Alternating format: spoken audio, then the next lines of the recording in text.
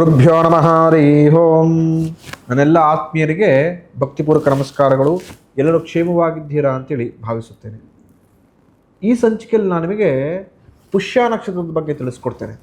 ಈ ನಕ್ಷತ್ರದ ಸ್ವಭಾವ ಯಾವ ರೀತಿ ಇರುತ್ತೆ, ಈ ನಕ್ಷತ್ರದವರ ಆಗುಹೋಗುಗಳು ಯಾವ ರೀತಿ ಇರತಕ್ಕಂಥದ್ದು, ಈ ನಕ್ಷತ್ರದವರ ಸೀಕ್ರೆಟ್ಸ್ ಏನು ಅಂತ ಎಲ್ಲವೂ ಕೂಡ ಈ ಸಂಚಿಕೆಯಲ್ಲಿ ತಿಳಿಸ್ಕೊಡ್ತೇನೆ. ಪುಷ್ಯ ನಕ್ಷತ್ರ ಕಟಕ ರಾಶಿಯಲ್ಲಿ ಬರತಕ್ಕಂಥದ್ದು. ಅದರ 4 ಪಾದಗಳು ಕಟಕ ರಾಶಿಯಲ್ಲಿ ಬರತಕ್ಕಂಥದ್ದು. ಶನಿ ನಕ್ಷತ್ರದ ದೇವತೆ ಬರತಕ್ಕಂಥದ್ದು. ಹಾಗೆಯೇ ಪುಷ್ಯ ನಕ್ಷತ್ರದಲ್ಲಿ ಮಗು ಜನನವಾದರೆ ಯಾವ ಹೆಸರಲ್ಲಿ ಅಕ್ಷರವನ್ನು ಇಡಬೇಕಪ್ಪ ಅಂತ ನೋಡೋದಾದರೆ ಪ್ರಮುಖವಾಗಿ ಹೂ, ಎ, ಓ ಹಾಗೂ ಡ ಈ ಅಕ್ಷರಗಳಲ್ಲಿ ಹೆಸರನ್ನು ನೀಡಿ ಖಂಡಿತವಾಗಿಯೂ ಶುಭವಾಗುತ್ತೆ.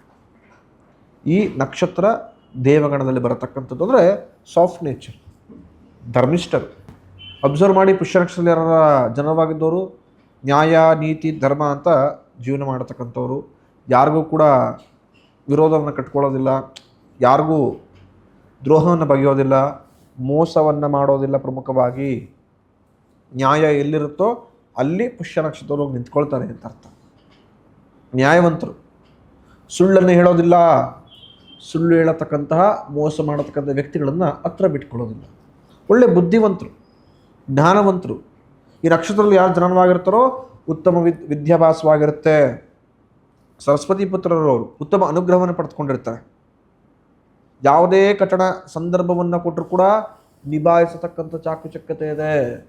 ಯಾವುದೋ ದೊಡ್ಡ ತಲೆನೋವಾಗತಕ್ಕಂಥ ಪರಿಸ್ಥಿತಿ, ಕೆಟ್ಟ ಗಳಿಗೆ, ಇನ್ನೇನು ಕಥೆನೇ ಮುಗಿದೋಯ್ತು ಅನ್ನೋ ಸಂದರ್ಭದಲ್ಲಿ ವ್ಯಕ್ತಿ ಹೋದರೆ ಅಥವಾ ಈ ನಕ್ಷತ್ರದವರು ಹೋದರೆ ಆ ಸಂಪೂರ್ಣ ಚಿತ್ರವನ್ನೇ ಬದಲು ಮಾಡಿಬಿಡ್ತಾರೆ, ಚಿತ್ರಣವನ್ನೇ ಚೇಂಜ್ ಮಾಡಿಬಿಡ್ತಾರೆ. ಎಲ್ಲವನ್ನೂ ಕೂಡ ತಾಳ್ಮೆಯಿಂದ ನಿಭಾಯಿಸತಕ್ಕಂಥ ಶಕ್ತಿ ಉಳ್ಳವರು. ಹಿಡಿದ ಹಠವನ್ನು ಬಿಡತಕ್ಕಂಥವರಲ್ಲ, ಶ್ರಮಜೀವಿ. ಯಾವ್ದಾದ್ರು ಕೆಲಸ ಕಾರ್ಯವನ್ನು ಆಗಬೇಕು ಅಂತಿದ್ರೆ ಅದು ಆಗಲೇಬೇಕು. ಒಂದು ಸಲ ಕೆಲಸ ಮುಕ್ತಾಯ ಆಗೋರು ಕೂಡ ಆತ ಶ್ರಮ ಆಗ್ತಾನೆ ಇರ್ತಾನೆ. ಅದು ಲಾಭವೋ ನಷ್ಟವೋ ಸಗೊಂಡ್ರೆ ಕೆಲಸ ಮುಗಿಬೇಕು. ಹೇಳ್ತೀವಿ ಗೊತ್ತಾ, ಇವನೇನ ಕೆಲಸ ಹಿಡ್ಕೊಂಬಿಟ್ರೆ ತಿಗಣೆ ಥರ ಹಿಡ್ಕೊಂಬಿಡ್ತಾನಪ್ಪ, ಬಿಡೋದೇ ಇಲ್ಲ, ಆ ಥರ ಮನಸ್ಸಿರ್ತಕ್ಕಂಥದ್ದು. ಖಂಡಿತ ಅದು ಲಾಭ, ಅದು ಅಭಿವೃದ್ಧಿನ ತಂದು ಕೊಡುತ್ತೆ ನಿಮಗೆ.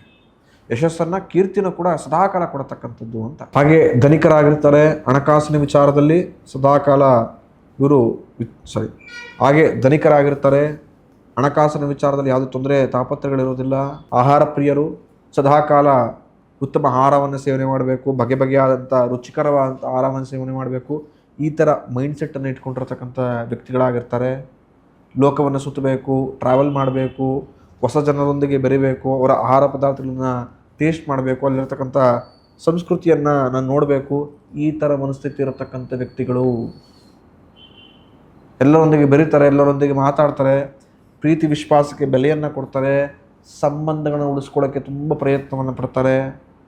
ನ್ಯಾಯ ಎಲ್ಲಿರುತ್ತೋ ಅಲ್ಲಿ ಹೋಗಿ ನಿಂತ್ಕೊಳ್ತಾರೆ, ಕಷ್ಟದವರಿಗೆ ಸಹಾಯವನ್ನು ಮಾಡ್ತಾರೆ. ಸಾಫ್ಟ್ ನೇಚರ್, ಗಲಾಟೆ ಮತ್ತೊಂದು ಹೋಗೋದೇ ಇಲ್ಲ, ಸೈಲೆಂಟಾಗಿರ್ತಾರೆ. ಸುತ್ತಲಿನ ಪರಿಸ್ಥಿತಿ ಕೂಡ ಸೈಲೆಂಟಾಗಿ ಯಾವುದೇ ರೀತಿಯ ತೊಂದರೆ ತಾಪತ್ರಲ್ಲದೆ ಜೀವನ ನಡಿಬೇಕು. ಈ ಥರ ಮನಸ್ಥಿತಿ ಇರತಕ್ಕಂಥ ವ್ಯಕ್ತಿ ಸದಾಕಾಲ ಪ್ರಕೃತಿಯೊಂದಿಗೆ ಇರಬೇಕು ಅಂತ ಮನಸ್ಥಿತಿ ಉಳ್ಳತಕ್ಕಂಥವ್ರು. ಚಿಕ್ಕ ವಯಸ್ಸಿನಲ್ಲೇ ಬೇಗ ಸೆಟ್ಲ್ ಆಗಬೇಕು, ಐಷಾರಾಮಿ ಜೀವನವನ್ನು ನೋಡಬೇಕು, ಸ್ಯಾಟಿಸ್ಫ್ಯಾಕ್ಷನ್ ಲೈಫ್ನ ಲೀಡ್ ಮಾಡಬೇಕು. ಈ ಥರ ಮನಸ್ಥಿತಿ ಇರತಕ್ಕಂಥವ್ರು. ತಿಳಿದಿರಲಿ, ಒಂದು ಬಾರಿ ಇವ್ರು ಯಾವ್ದಾರು ಒಂದು ಪ್ರಶ್ನೆಯನ್ನು ಅಥವಾ ವಿಚಾರನ ಕೆತ್ಕಕ್ಷಣೆ ಮಾಡಿದ್ರೆ ಅದು ಎಂಡಾದರೂ ಕೂಡ ಬಿಡೋದಿಲ್ಲ. ಅದೇ ಅವರ ಮೀನಸ್ ಪಾಯಿಂಟ್. ಚಿಂತೆ, ಅತಿಯಾದ ಚಿಂತೆ, ಯಾವುದ್ರ ಬಗ್ಗೆ ಆಲೋಚನೆ ಮಾಡಬಾರ್ದು, ಯಾವುದೋ ಉಪಯುಕ್ತ ಬರೋದಿಲ್ಲ, ಅದ್ರ ಬಗ್ಗೆನೇ ಯೋಚನೆ ಮಾಡ್ತಿರ್ತಾರೆ. ಮನಸ್ಥಿತಿಯನ್ನು ಕೂಡ ಹಾಳು ಮಾಡ್ಕೊಳ್ತಾರೆ. ನಾನಾ ರೀತಿಯ ವ್ಯಾಜ್ಯಗಳು, ಮನಸ್ತಾಪಗಳು ಬೇಡಾದರೂ ಕೂಡ ಇವ್ರನ್ನೇ ಹುಡ್ಕೊಂಡು ಬರುತ್ತೆ. ಅವಾಗವಾಗ ಆಡ್ತಕ್ಕಂಥ ಮಾತುಗಳಿಂದ ನಿಷ್ಠೂರಗಳನ್ನು ತಂದ್ಕೊಂಡ್ಬಿಡ್ತಾರೆ. ಅಜೀರ್ಣದ ಸಮಸ್ಯೆ ಕಾಡತಕ್ಕಂಥದ್ದು. ಸದಾಕಾಲ ಭಾವುಕರಾಗಿ ತೆಗೆದುಕೊಳ್ಳತಕ್ಕಂಥ ಎಲ್ಲ ನಿರ್ಧಾರಗಳು ಕೂಡ ಸಂಕಷ್ಟ, ವಿರೋಧ, ನಿಷ್ಠೂರ ಹಾಗೂ ವ್ಯಾಜ್ಯದಿಂದಲೇ ಕೂಡಿರುತ್ತೆ. ಯಾವುದೇ ನಿರ್ಧಾರಗಳನ್ನು ಭಾವಕರಾಗಿ ತೆಗೆದುಕೊಳ್ಬೇಡಿ ಪುಷ್ಯ ನಕ್ಷತ್ರದವರು. ಇದು ನಾನಾ ರೀತಿಯ ಸಮಸ್ಯೆಗಳನ್ನು ಸದಾಕಾಲ ನಿಮಗೆ ತಂದು ಕೊಡತಕ್ಕಂಥದ್ದಾಗ್ಬಿಡುತ್ತೆ. ಅತಿಯಾದ ಕೋಪ ಸಂಕಷ್ಟ ಕಟ್ಟಿಟ್ಟ ಬುತ್ತಿಯಾಗಿರುತ್ತೆ. ಹಾಗಾಗಿ ಕೋಪ ಬೇಡ, ತಾಳ್ಮೆಯಿಂದ ಎಷ್ಟನ್ನು ನಿಭಾಯಿಸ್ಕೊಳ್ಬೋದು ಅಷ್ಟು ನಿಭಾಯಿಸ್ಕೊಳ್ತಾ ಹೋಗಿ ಖಂಡಿತ ಶುಭವನ್ನು ಹಾಗೂ ಲಾಭವನ್ನು ನೋಡುವಂತರಾಗ್ತಾರೆ. ಇನ್ನು ಪುಷ್ಯ ನಕ್ಷತ್ರದವ್ರು ಯಾವ ಕೆಲಸ ಕಾರ್ಯಗಳನ್ನು ಮಾಡಿದ್ರೆ ಒಳ್ಳೆ ಲಾಭದಾಯಕವಾಗುತ್ತೆ ಅಂತ ಹೇಳಿದ್ರೆ, ನೀರಾವರಿ ಕ್ಷೇತ್ರದ ಉತ್ತಮ ಸಾಧನೆಯನ್ನು ಲಾಭವನ್ನು ಮಾಡ್ಬೋದು. ಕೃಷಿ ಕ್ಷೇತ್ರ ಖಂಡಿತವಾಗಿ ನಿಮ್ಮ ಕೈ ಹಿಡಿಯತಕ್ಕಂಥದ್ದು. ಕೋರ್ಟು ಕಚೇರಿ ವಿಚಾರದಲ್ಲಿ ಕೆಲಸ ಕಾರ್ಯ ಮಾಡ್ಬೋದು. ಒಳ್ಳೆ ಲಾಯರ್ ಆಗತಕ್ಕಂಥ ಅರ್ಹತೆ ಯೋಗ್ಯತೆ ನಿಮಗಿರತಕ್ಕಂಥದ್ದು. ಉತ್ತಮವಾದಂಥ ನ್ಯಾಯವಾದಿಗಳಾಗ್ಬೋದು. ನೀವು ಸಮಾಜದಲ್ಲಿ ಶಿಕ್ಷಕರಾಗಿ ನೀವು ಕೂಡ ಒಂದು ಪ್ರಾಮುಖ್ಯತೆಯನ್ನು ತೆಗೆದುಕೊಳ್ಳುವಂಥರಾಗ್ತೀರಾ. ಇನ್ಫ್ಲೂಯೆನ್ಸರ್ ಆಗಿ ನೀವು ವರ್ಕ್ ಮಾಡ್ಬೋದು. ಹಾಗೂ ಸೋಷಿಯಲ್ ಮೀಡಿಯಾ ಪೇಜ್ಗಳನ್ನು ಹ್ಯಾಂಡಲ್ ಮಾಡಿ ಹಾಗೂ ಸಿಸ್ಟಮ್ಯಾಟಿಕ್ ಆಗಿ ನಿಮ್ಮನ್ನು ವರ್ಕ್ ಮಾಡ್ತಿದ್ರೆ ಖಂಡಿತವಾಗಿಯೂ ಶುಭ ಲಾಭ ನಿಮಗಿರತಕ್ಕಂಥದ್ದು. ಯಾವಾಗಲೂ ಕೂಡ ಆಂಜನೇಯನ ಪ್ರಾರ್ಥನೆ ಮಾಡಿ ಪುಷ್ಯ ನಕ್ಷತ್ರದವರು ಖಂಡಿತ ನಿಮ್ಮೆಲ್ಲ ಸಮಸ್ಯೆಗಳು ದೂರವಾಗುತ್ತೆ. ಎಲ್ಲ ರೀತಿಯ ಅಭಿವೃದ್ಧಿಯನ್ನು ಹೊಂದುತ್ತೀರಾ. ಹಾಗೆ ಹುಣ್ಣಿಮೆಯಂದು ದತ್ತಾತ್ರೇಯರ ಯಥೇಚ್ಛವಾಗಿ ಮಾಡಿ ಖಂಡಿತ ನಿಮ್ಮೆಲ್ಲ ಕರ್ಮಗಳು ಕಳೆಯುತ್ತೆ ಹಾಗೂ ಶುಭವನ್ನು ಕೂಡ ನೋಡುವಂತರಾಗ್ತಾರೆ. ಮುಂದಿನ ಸಂಚಿಕೆಯಲ್ಲಿ ಸಿಗೋಣ. ಪುಷ್ಯ ನಕ್ಷತ್ರದಲ್ಲಿರತಕ್ಕಂಥ ಪ್ರತಿಯೊಬ್ಬರಿಗೂ ಕೂಡ ಭಗವಂತ ಒಳ್ಳೆಯ ಆರೋಗ್ಯವನ್ನು, ಅವರ ಮನಸ್ಸಿನ ಇಷ್ಟೈಶ್ವರ್ಯ ನೀಡಿರತಕ್ಕಂಥ ಎಲ್ಲ ಸತ್ಕೀರ್ತಿ ಸದ್ವಿನಿಗಳನ್ನು ಕೊಟ್ಟು ಕಾಪಾಡಲಿ ಅಂತ ನಾನು ಕೇಳ್ಕೊಳ್ತೇನೆ. ಶುಭಮಸ್ತು.